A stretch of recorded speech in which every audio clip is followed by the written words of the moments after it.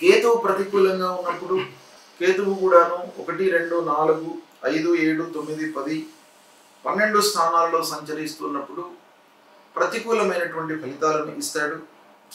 కనుక కేతు ప్రీత్యర్థమై జపము అంటే మూలమంత్ర జపము చేయడము, పలాశ పుష్ప సంకాశం తారక గ్రహమస్తకం రౌద్రం రుద్రాత్మకం ఘోరం తం కేతుం ప్రణామామ్యహం అనేటువంటి మూలమంత్రాన్ని ప్రతినిత్యం కూడాను చదువుకోవడము, గణపతిని పూజించడం.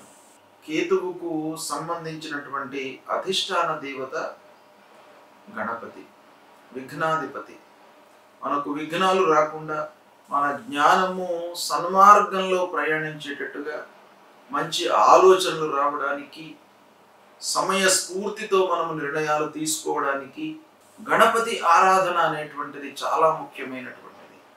ఈ గణపతిని ఆరాధించినట్టయితే, గణపతిని పూజించినట్టయితే మీకు తప్పకుండా ఈ కేతు మూలకంగా కలిగేటువంటి దుష్ప్రభావము తగ్గుతుంది. ఉలవలు దానంగా ఇవ్వండి, వైడూర్యాన్ని ధరించండి. ఇవి చేయలేనటువంటి వాళ్ళు కేతువుకు సంబంధించినటువంటి స్తోత్రం ఉంటుంది. ఆ స్తోత్రం ప్రతినిత్యం కూడాను మీరు పఠించినా కూడాను మీకు కేతువు మూలకంగా కలిగేటువంటి దుష్ప్రభావం దూరం అవుతుంది, అనుకూల ఫలితాలు ఉంటాయి. ఈ విధంగా ఈ గ్రహాలకు చెప్పబడినటువంటి పూజలు, దానాదులు, నవరత్నాలు ధరించడం, వీటి మూలకంగా మీకు అనుగ్రహం లభిస్తుంది. ముందు దేవతా అనుగ్రహం కొరకై దేవాలయానికి వెళ్ళండి, సద్గురువులను దర్శించుకోండి.